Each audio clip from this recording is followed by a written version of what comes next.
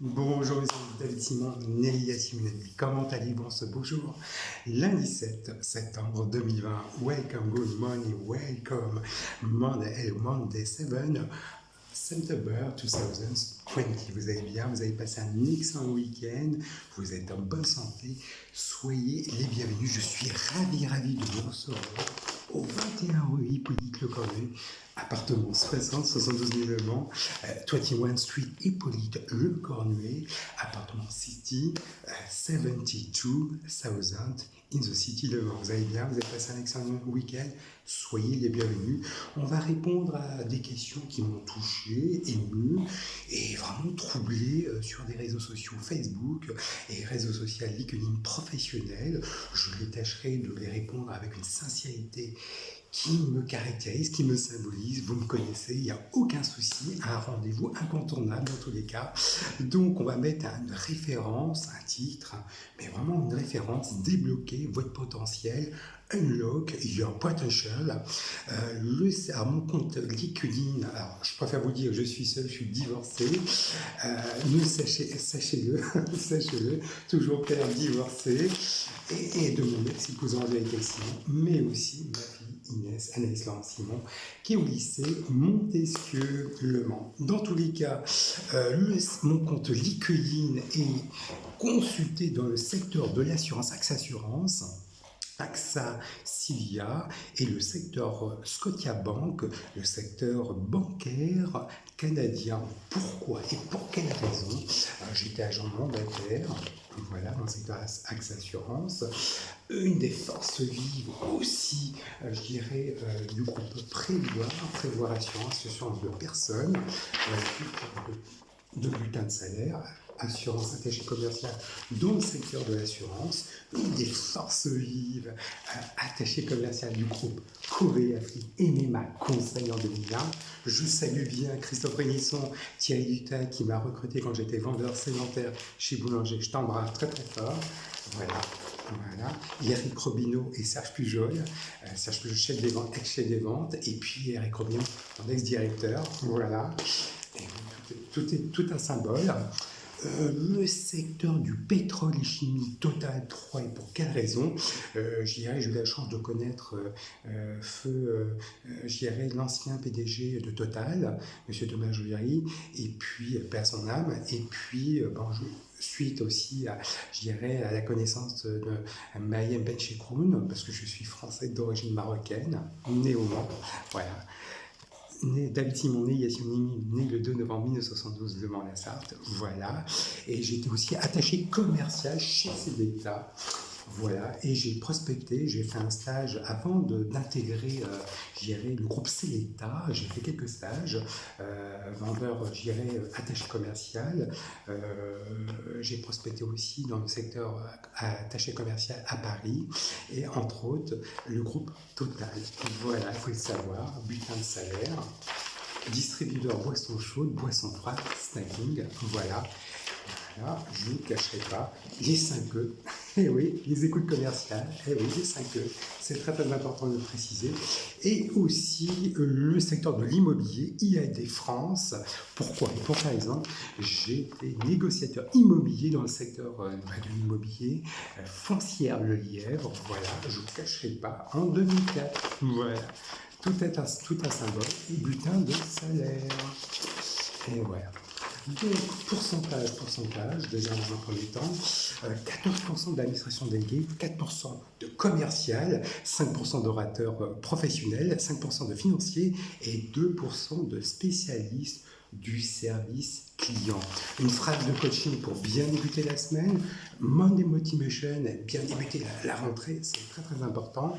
Une référence, life positif, ne vous dévalorisez pas, déverrouillez un petit peu les blocages que vous rencontrez. Il y a 7 points qui sont très essentiels. Alors, premier point, identifier les leviers de votre mindset pour réaliser, je dirais, vos projets, vos rêves, et déverrouiller vos freins, ça c'est très important. N'ayez pas peur. Deuxièmement, refusez vos excuses. Soyez un peu dur avec vous-même et refusez toutes les excuses. Regardez en face les défis, passez à l'action, pas de blocage, allez de l'avant, allez chercher au but, établissez vos stratégies. Il est très très important. Quatrième point, et là je reviens sur le quatrième point, adoptez votre stratégie en place, l'ensemble des actions qui peuvent vous réaliser, que ce soit personnel et professionnel. Ça c'est très très important de le préciser.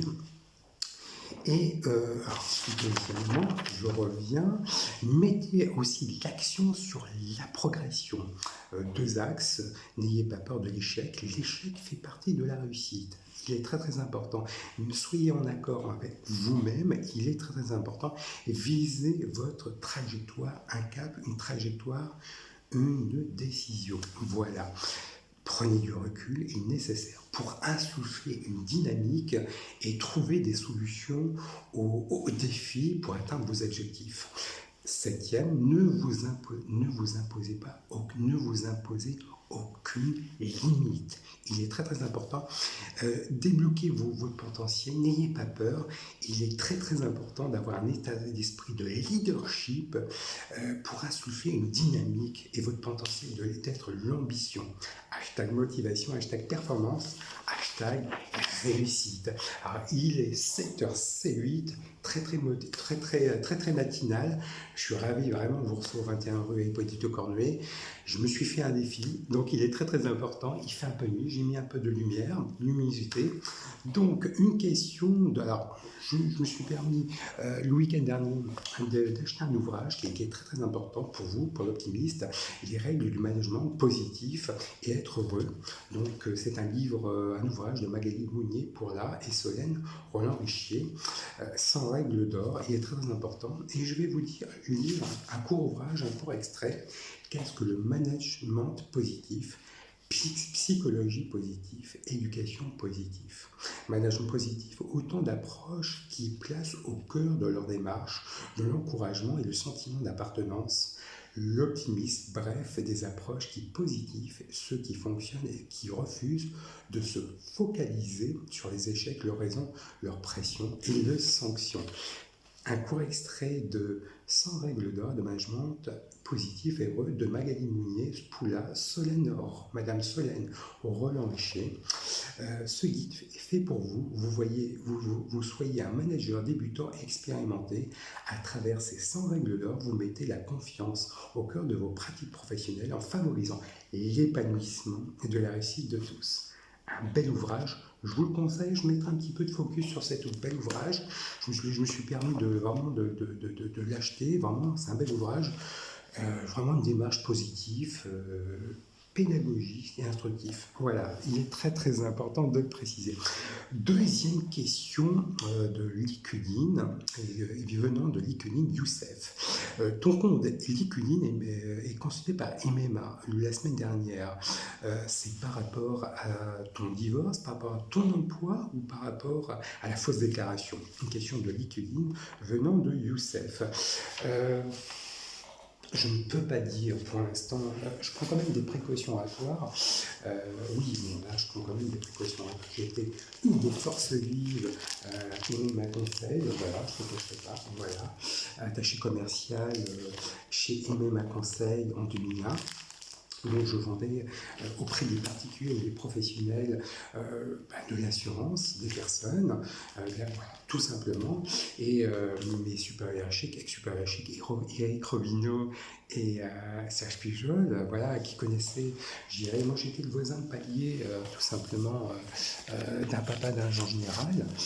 Et voilà, Christophe Rémisson, pour ne pas le nommer, et Jean-Pierre Rémisson, qui aussi était ex-salarié de l'MMA Groupe Covea. Donc voilà, j'habitais à Mons-Royapel, mon ex-épouse en effectivement. Donc oui, je prends quand même des précautions oratoires. Puis mon ex-épouse en effectivement est toujours salariée, juriste à Covea Fleet. Donc oui, je prends quand même des précautions oratoires. cette fausse déclaration mensongère est quand même condamnable en justice.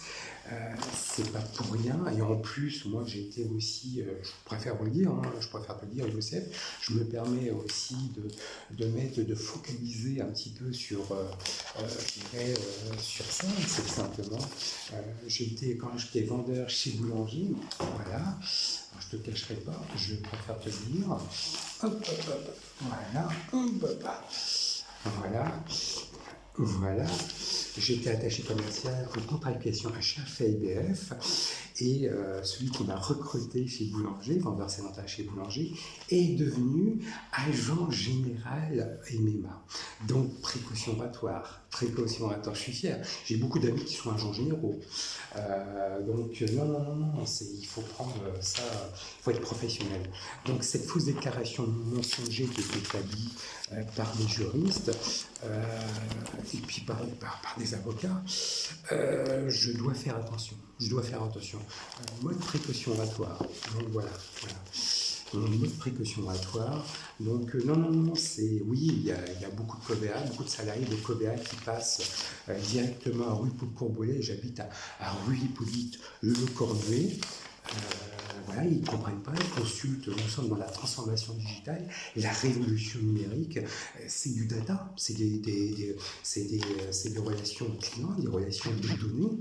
Donc nous sommes en 2020, nous sommes pas dans les années 80-90, donc tout le monde consulte. J'ai dans mes amis dans relation LinkedIn des ressources humaines de MMA, des salariés de MMA, de COVEA. Donc il est très très important, beaucoup de personnalités. J'ai une chaîne d'entreprise, comment ça se fait que mon ex-épouse n'est pas dans les réseaux sociaux, comme LinkedIn professionnel. Donc, mode précaution oratoire, donc il est très très important de le préciser, Youssef. Donc, j'ai beaucoup d'amis d'agents généraux. J'habite juste à côté d'un apapagien général. Voilà, je le connais, qui connaît bien mon ex-supérieur Eric Robineau, Serge Pujol, mode précaution oratoire. Donc voilà, Youssef, il est très très très important de préciser. Rien de parler en face d'une caméra, en direct sur Facebook ou en direct sur YouTube, me dessert parce qu'il est très, malheureusement, c'est pas rentré dans les mœurs de parler sur YouTube, sur Facebook ou sur Twitter. Voilà, très très important. Nous sommes dans les années, c'est un paradigme des années 80 ici au Mans. Donc voilà, sur le Mans et à Paris, dans les autres régions, c'est ouvert. Mais au Mans, assez traditionnel. Voilà, il est très très important. Puis le fait que j'étais ex-salarié de l'État sous le corps de l'administration pénitentiaire, ministère de la Justice, dépositaire de l'autorité publique judiciaire, en un mot, surveillant pénitentiaire. Mode précaution. Voilà, il est très très important de préciser. Donc voilà, j'ai eu des amis qui sont COVEA, je ne cacherai pas, Consaïm. J'ai jamais été à la Saïm, qu'on se comprenne bien. C'est assez corporate. Quand je dis que j'étais collègue de Valérie Lestrée et de mon ex-épouse en vérité ex-Simon, c'est que c'est corporate. J'ai été attaché commercial. Et quand je dis corporate, j'étais collègue, c'était mes amis aussi collègues de la Saïm. C'est corporate. On fait une unicité au niveau des collaborateurs et des salariés de COVEA et MEMA. Voilà. Mais bon, c'est les années 80. Quel que soit le tissu local, quand vous dites collègue, mais tu as travaillé à Saïm, non, j'étais attaché commercial. C'est une forme d'unicité corporate. On fait unis dans le même entreprise, on a le même objectif, relation, satisfaction de la clientèle. Voilà, il est très très important de le préciser. Voilà, mais c'est dans une atmosphère assez années 80. Voilà, mais c'est comme ça fait partie des épines de la vie. Voilà, Youssef. Troisième question d'Annelise Liqueline. Une question d'Annelise Liqueline. Je suis effaré de voir cette procédure de divorce et de l'agression lorsque tu étais surveillant pénitentiaire. Une question, est-ce que le bâtonnier du Mans était au courant ? Je prends quand même des précautions oratoires lorsque j'étais surveillant pénitentiaire. En un mot, dépositaire de l'autorité publique judiciaire, en un mot, surveillant pénitentiaire. Voilà. Lorsque j'ai réussi un concours. J'ai réussi un concours d'État. Donc, j'ai passé un concours. Je l'ai réussi. Je suis passé par l'école d'administration pénitentiaire, une des plus belles des institutions du ministère de la Justice qui se trouve à Agen, l'ENAP, l'École nationale d'administration pénitentiaire. Nous étudions le droit sous toutes les thématiques, sous toutes les formes, le sport, la self-défense et des conférences sur les libertés individuelles. Donc, très important de préciser. J'ai fait 2 stages, entre autres maison d'arrêt d'Épinal, stage de mise en situation, mise en découverte, mise en d'Épinal et mise en situation, mes arrêts de Fresnes. Après, j'étais stagiairisé. Donc, j'ai surveillé un cursus de droit scolaire, quel que soit. Alors, ça a provoqué l'hilarité au niveau universitaire, mais c'est au sein d'une école, au sein de l'École nationale d'administration pénitentiaire, École nationale pénitentiaire à Agen. Voilà. L'administration pénitentiaire, donc une institution du ministère de la Justice, institution de la République française. Voilà, il faut le préciser. Donc, je vais prendre la chronologie des événements. C'est pas pour rien que je suis au 21 rue Hippolyte de Cordoue. Voilà, c'est pas pour rien. C'est pas pour rien que je suis au 21 rue Hippolyte. Je rencontre des défis de tout bord, de toutes origines. Tant sur le plan des incivilités, il n'y a pas si longtemps que ça, on m'a traité de sale juif dans ce quartier-là. Dans le quartier Salbougnoul, et ben, je suis français d'origine marocaine berbère, de confession juive. Ce sont des délits. Ce sont des délits de justice, délits pénaux, condamnables en justice. Donc je vais rencontrer la mensuelle d'habitation, il n'y a pas plus tard, ne vous inquiétez pas, ça va se régler. Il n'y a pas si longtemps que ça, mon papa est venu me voir, un membre de ma famille, qui est venu me voir vendredi dernier, voilà, qui a visité l'appartement. J'étais très étonné, je dis écoute, ça fait combien de temps que tu es ici, Yacine? Ben, ça fait 5 ans. Voilà, c'est marqué dans le... Voilà, 5 ans. Il a visité l'appartement, il avait le masque, il a regardé, voilà, je vous invente pas, il fait nuit, voilà, regardez, il fait nuit. Donc il a regardé, il a fait, bon voilà, c'est du tête, il est venu voir, il a regardé l'état de l'appartement, je nettoie, comme je l'indique sur Facebook, voilà. Et il a bien vu qu'il y avait du voisinage, il a bien vu que sur le balcon, il y avait des détritus, il y a des gens qui enlèvent, voilà, bon, faut le savoir, et c'est pas si simple que ça. C'est pas si simple que ça, il y a du vis-à-vis, et il se pose des questions, voilà. Et je dis, moi, tu connais bien cet appartement, la famille, je dirais que tant de nous, qui a son âme, voilà, il connaît bien cet appartement. Je dis, non, c'est pas vrai, je ne l'indique pas parce qu'il est décédé, c'était M. Atouli, paix à son âme, et moi je dis je le connaissais parce qu'il habitait ici, à la Mancellaire d'habitation, et à l'époque, et j'ai beaucoup de mes ex-supérieurs côté magistrature qui habitaient là, avocats, magistrats, et même policiers, voilà, des acteurs judiciaires. Donc, je lui ai dit, je lui ai précisé que derrière ça, quand j'étais surveillant pénitentiaire, j'ai consulté ton dossier administratif, le dossier administratif des parents, mais de moi, mais aussi du neveu du père, paix à son âme. Et il habitait ici. Moi, de masque de fer, le sentiment de constipation passagère, vous connaissez ce sentiment de bâillement, on se sent gêné, on se sent bâillonné, on a envie de se soulager. Et là, il était gêné. Tu veux t'asseoir, papa? Tu veux t'asseoir? Il est parti, écoute, je vais prendre la voiture, je l'ai raccompagné. Je me suis trouvé nez à nez, avec les amis de Valérie Destrée. On a fait lorsque j'étais surveillant pénitentiaire un dimanche, à rue de Flore, Tante Marachie, un dimanche, lorsque j'étais élève surveillant à Fresnes. Et ouais. Donc, il habitait à rue Paul-Coboulet. Il avait une blessure sur l'œil. Moi, je vous connais, lorsque j'ai accompagné le père. Bon, voilà. Vous voyez un petit peu mais je sors un peu du cadre. Je rencontre des défis au niveau des incivilités. Je rencontre mes agresseurs. Donc, ce n'est pas pour rien que je suis ici. Mais cette fausse déclaration qui est mensongère, condamnable en justice, oui, c'est sûr et certain qu'il est condamné en justice. Le bâtonnier, je pense, qu'il est tout courant. Le procureur est au courant. Ça fera jurisprudence dans tous les cas. Comme je vous avais dit moi-même, David Simon, ni la Simonini, le 2 novembre 1970 dans la salle, où j'ai changé mon nom, mon prénom pour des raisons discriminatoires, et c'est, je dirais, que c'est inscrit sur ma copie texte intégrale de naissance. Voilà, toutes les photos dont je vous avais dit au préalable sont moi-même David Simon, ni Yassine.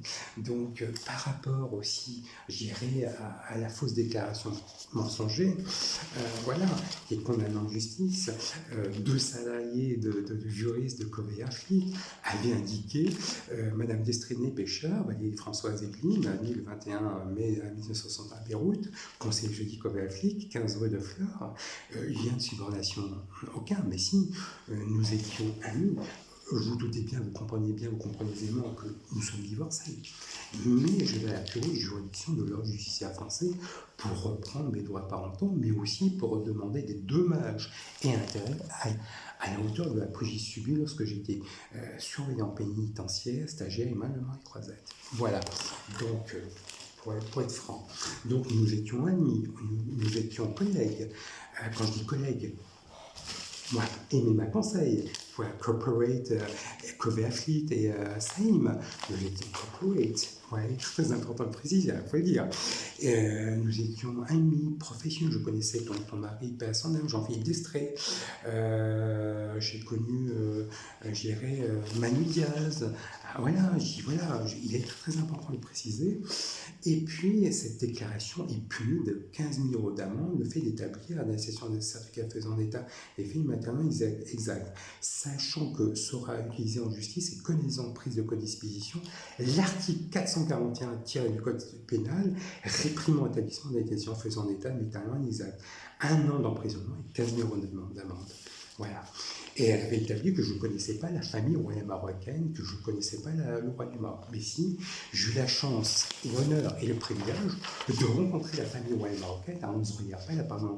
Nous étions locataires, moi et mon ex-épouse. Pourquoi? Pour quelle raison?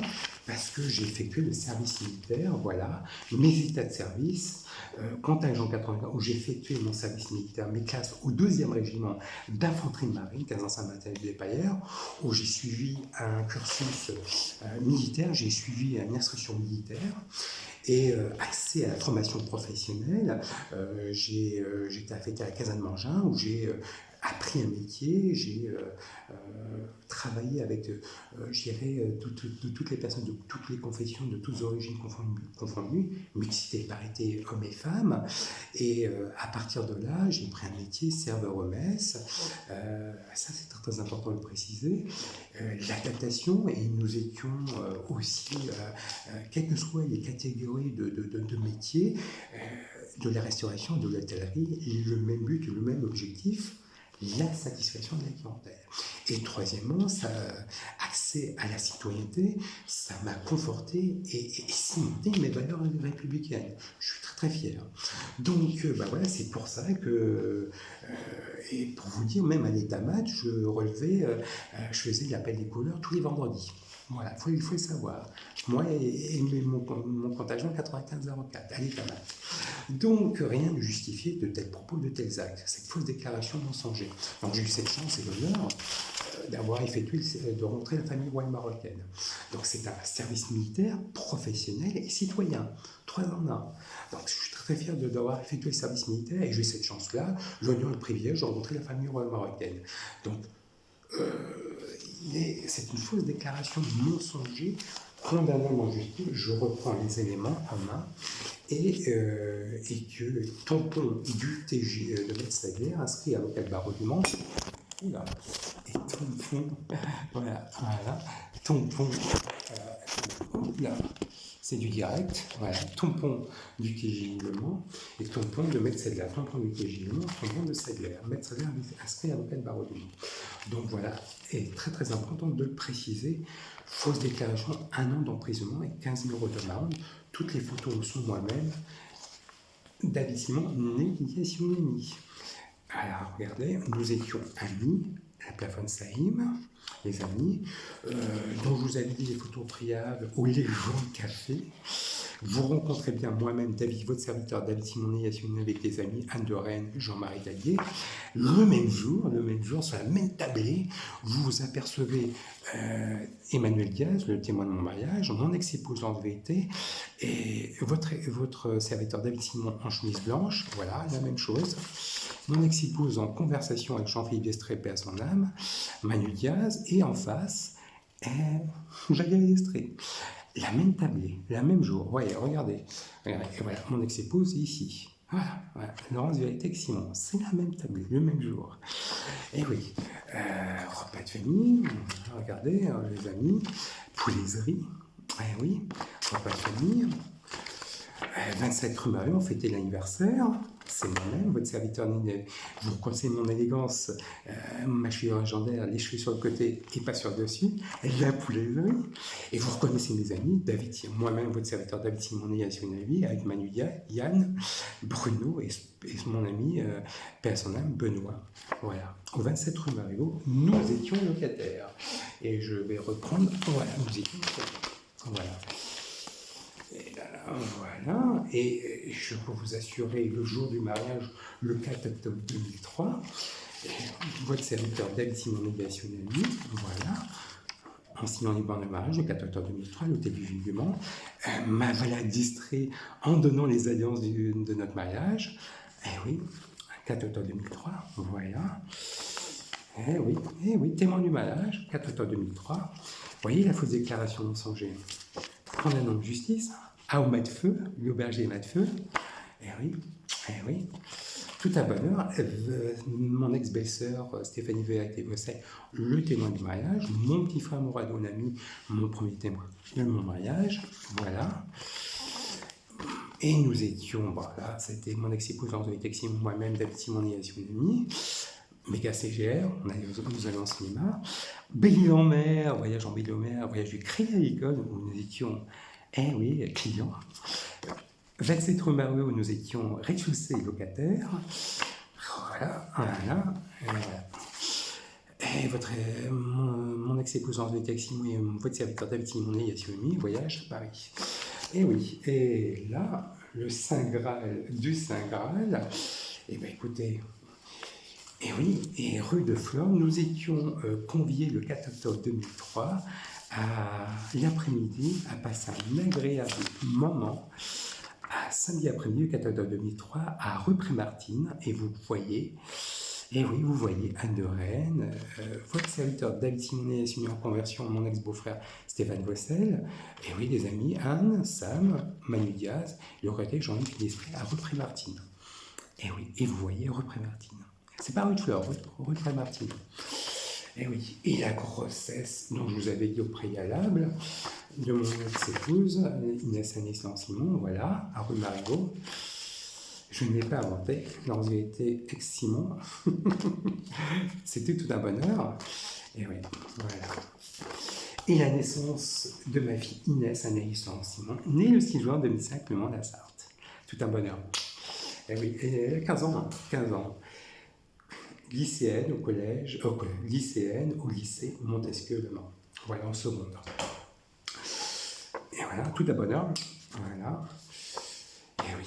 Alors je fais voir et refais voir, c'est simplement cette fausse déclaration mensongère et condamnée en justice. Et oui. Regardez. Donc voilà. Donc ça va faire jurisprudence, il faut savoir. Jurisprudence, soit ça reste dans les annales police-justice, tant sur le plan de l'agression, mais tant sur les droits de pendant. Soit ça fait jurisprudence, soit ça rentre dans les... ça reste, ça fait... Soit ça fait jurisprudence tant sur le plan de l'agression, tant sur le plan des droits parentaux, voilà, très important, soit ça reste dans les annales police-justice. Là, dans tous les cas, hop là.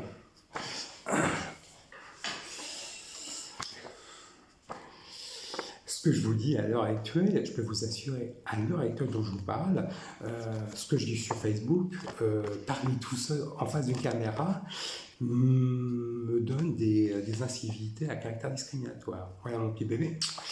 Ah ouais, tout à fait. Là, c'est un 11 rue Herpel, l'anniversaire de ma petite fille Inès Anaïs Lancimon. Non, voilà, 11 rue Herpel. Vous reconnaissez le chandelier de lustre. 11 rue Herpel, c'est un cadeau du mariage. Voilà. Beaucoup de chefs d'état-major des armées ou cités d'État se sont cognés. Voilà. Voilà. Ma fille Inès Anaïs Lancimon faisant du tennis un complexe de la Californie, rue Henri Champion. Voilà, voilà, tout à fait. Et je vous dis pas de bêtises, hein. Regardez, hein, oui, ouais, regardez. Hein. Ah, notre mariage, oui, oui. Nous étions, voilà, ouais, regardez, hein. Regardez les photos. Ah, je n'invente pas. Je n'invente pas. Je n'invente pas. Ah, regardez.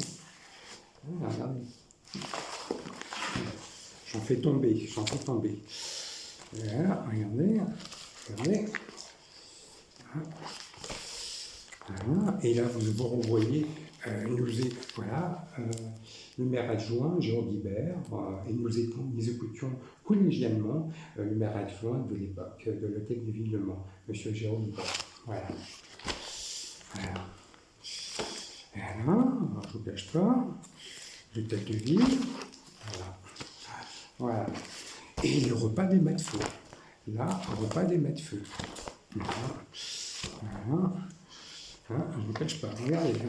Je ne vous cache pas. Voilà. Là, à l'heure actuelle, les locataires du 21 m'ont traité de taré. Regardez. Voilà. Regardez. Voilà. Donc, c'est condamnation en justice, 15 000 € d'amende et 1 an d'emprisonnement. Cette fausse déclaration mensonger, le bâtonnier est au courant, mais mode précaution oratoire. Mode précaution oratoire, donc quand je vous avais dit, soit ça fait jurisprudence tant sur le plan de l'agression et tant sur le droit de parentaux. Donc je n'ai plus le droit de discuter avec les acteurs judiciaires, donc vous avez d'autres préalables, tant sur le plan de l'agression, voilà. Un avis de classement, élément légal, élément matériel, voilà. Mais les faits ont daté de 10 ans. Donc, voilà. Donc, lorsque j'étais surveillant pénitentiaire, suscite beaucoup de questions. Beaucoup de questions. Est-ce qu'un surveillant pénitentiaire stagiaire ou un surveillant pénitentiaire stagiaire tutélaire peuvent exercer des missions régaliennes? Dans quelles conditions est-ce que Olivier Raynon, pourquoi il a lancé les services d'enseignement à la STAP? Pourquoi Olivier Raynon a rentré les services d'enseignement à la STAP qui sont hostiles à mon égard, qui habitent ici? Beaucoup de locataires qui m'ont traité de fou, et j'ai invité à l'heure actuelle, avant d'être divorcé et à l'époque où j'étais à 11 rue Herpel, j'ai beaucoup de locataires, dont son propre volet, du 21 et du 23 rue des Cornets, m'ont incité à venir ici. Pourquoi et pour quelle raison? Les Sœurs de la Providence. J'ai eu la chance de rencontrer Méminia. Je la connaissais. Marie-Estelle Mostaki était présente à mon agression. 2 salariés de la Mansale Habitation étaient présents à mon agression à caractère discriminatoire. Pourquoi Olivier Raynon a laissé entrer ces personnes-là? Pourquoi et pour quelle raison? Dans quelles conditions? Dans quelles conditions? Est-ce que mes supérieurs étaient au courant? Côté magistrature, côté pénitentiaire, la direction interjeunesse et pénitentiaire de Rennes est au courant. On les noms. Mais aussi la direction interjeunesse et pénitentiaire de Paris, parce que j'ai reçu un concours. Donc voilà, le ministère de la Justice. Dans tous les cas, ministère de la Justice, ministère de l'Intérieur, ministère des Armées, dont j'en fais partie. Donc, il est très important. Le bâtonnier était au courant de l'époque. Donc, mode précaution oratoire. Donc, voilà, il est très très important de préciser. Anne-Lise, je mets des précautions oratoires. Et différentes juridictions, de différentes juridictions de Paris, de justice de Paris, de Rennes, sont au courant de ces fausses déclarations mensongères. Des consultants de police justice, dont vous consultez mes amis, sont au courant. Je suis très très honoré de faire partie des locataires d'Interview Politique au Cornuet, et je peux vous assurer, certains locataires d'ici étaient acteurs et actrices de mon agression. Donc, mode précaution oratoire. Certains locataires, beaucoup de personnalités ont habité ici. Je mets des modes précaution oratoires. Voilà, donc voilà Annelise. Je vous tâcherai pas Annelise, là je suis en direct sur Facebook, ou dans tous les cas, je vous dirai dans les prochains jours quelles sont les relations qui vont établir au niveau, est-ce que je vais partir de l'avance à l'habitation, est-ce que je vais quitter la région, peut-être. On verra dans la suite des événements. Voilà. Une quatrième question d'Isabelle. Venant de LinkedIn. C'est vrai, Yacine, j'ai constaté que certains avocats d'autres juridictions ont consulté ton compte YouTube. C'est n'importe quoi au niveau de la fausse déclaration. C'est une question d'Isabelle. Oui, bah oui, comme je le dis, ça revient à peu près à la fausse déclaration mensonger qui est quand même en justice. Les avocats de d'autres différentes juridictions ont été au courant. Donc, tant sur le plan de l'agression, tant sur le plan des droits parentaux, réduire les droits parentaux. Pourquoi et pour quelle raison? Pourquoi réduire les droits parentaux? Pourquoi cette agression? Pourquoi cette fausse déclaration qui est condamnée en justice? Il est très très important. Nous avons la plus haute juridiction de l'ordre judiciaire français qui se trouve à Paris, à la Cour de cassation qui est de Paris. Ces missions, c'est vraiment des missions régaliennes, tant sur le plan civil, pénal et commercial. Donc je mettrai un focus, oui, j'ai eu la chance de côtoyer, quand j'ai fait appel à la Cour d'appel d'Angers pour ma décision de divorce, lors de alors je prends un petit focus, hein. Lors de la conciliation de justice, je peux vous assurer, il y avait maître Charles Blanchet, moi-même, votre serviteur David Simon, né Yassine Ami, en face de moi, le juge des affaires familiales Olivier Guérin, qui tapait du poing, qui ne savait pas que j'avais rencontré la famille royale marocaine, qui ne savait pas que je faisais partie, j'étais surveillant pénitentiaire, que je savais qu'il ne savait pas que j'étais surveillant de la DGSE, que je fais partie de la DGSE. Voilà, et que j'étais agressé quand j'étais surveillant pénitentiaire au poste de parole avocat. Cette fausse déclaration mensonger, c'est une faute professionnelle au niveau de l'agent administratif, alors pas l'agent administratif, mais je dirais du juge des affaires familiales, Olivier Guérin, qui n'a pas tenu compte de la fausse déclaration mensonger, et aussi des relations diplomatiques. Donc aujourd'hui, tant sur les avocats de barreau du Mans, tant sur les acteurs judiciaires, tant sur le procureur, je n'ai plus le droit de côtoyer, ni le TGI. Aujourd'hui, si un locataire m'insulte, vous n'avez pas le droit de m'insulter, vous allez à Paris. Ministère de l'Intérieur, ministère des Armées, ministère de la Justice. Voilà. Alors, à l'heure minute où je vous parle, certains locataires qui parlent tout seul, ben, je suis divorcé. Ils ne comprennent pas que je fais mon ménage. Je suis divorcé seul. Voilà. Réfléchissez un petit peu. Ils ne comprennent pas pourquoi je ne vais pas me remarier au Mans. Ils sont hostiles à des Français d'origine marocaine berbère de confession juive. Ils ne comprennent pas pourquoi je ne peux pas travailler. Ils ont enlevé mes avantages. Donc je vais travailler. Ils veulent que je travaille à Paris et au Maroc. Donc oui. Donc regardez mon compte Facebook LinkedIn et mon compte LinkedIn. Je vous invite à me prendre des modes précautionnatoires. Donc voilà, oui, tous les avocats de France Navarre sont au courant. Voilà. Tant sur le plan de l'agression, donc je ne peux pas concevoir une fausse déclaration mensonger condamnable en justice, parce que j'ai été ex-salarié. Alors, je reprends les éléments en main. Voilà. Je ne peux pas concevoir une fausse déclaration mensonger. Expression de lui dit Bavard, parce que j'étais ex-salarié de l'État régalien sous le corps d'administration pénitentiaire, dépositaire de tête judiciaire, mon surveillant pénitentiaire. Je recevais au poste de parole avocat des acteurs judiciaires. J'ai des magistrats, des procureurs, des magistrats du parquet, des avocats, des huissiers, des policiers nationaux, des gendarmeries nationaux. J'ai des visiteurs de prison, des conseillers d'insertion de probation pour la réinsertion, des acteurs de la réinsertion adjective. Je ne peux pas les voir parce qu'ils étaient peut-être au courant directement, indirectement, des missions locales pour les jeunes majeurs, des pôles emploi pénitentiaires, voilà, des attachés consulaires, et parce que les personnes placées sous ma justice étaient de différentes nationalités, de différents continents, mais aussi le directeur du cabinet du préfet de la Sarthe, entre autres. À l'époque, c'était Étienne Genet, donc je l'ai rencontré au poste de parole avocat, lorsque j'étais surveillant pénitentiaire. Donc sécurité intérieure oblige. Donc on a un niveau. Les gens comprennent. les gens ne comprennent pas. Voilà, les gens ne comprennent pas. Donc voilà, je prends des modes précautionnatoires. Voilà, il est très très important de préciser. Donc précautionnatoire, sécurité intérieure. Voilà. Voilà. Et je vais lire un court extrait de La parole est un court. Je vais lire un court extrait d'un bel ouvrage sur le bout de la langue de Bertrand Perrier, Le plaisir de mots justes. Voilà, voilà, voilà. Les mots justes, juste les mots. Les mots sont l'ascension de la vie. Ils sont présents à chacune des étapes importantes.